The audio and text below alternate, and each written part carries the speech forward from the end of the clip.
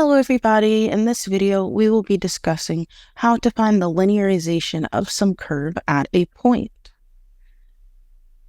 Ultimately, we're going to use this linear approximation formula that we have over here to find the equation of a tangent line that passes through our curve at a specified point. We have this example here that tells us to find the linearization of the logarithmic curve f of x equals log of x, and we want to find the linearization at the point x equals 0.5. We're trying to find the equation of a line, and so over here I have written point slope form for the equation of a line. How is this relevant to what we're doing? Is because the linear approximation formula is really just point slope form in disguise.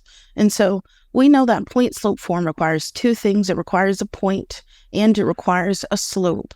The point goes here and here, the x and the y values, while the slope goes here.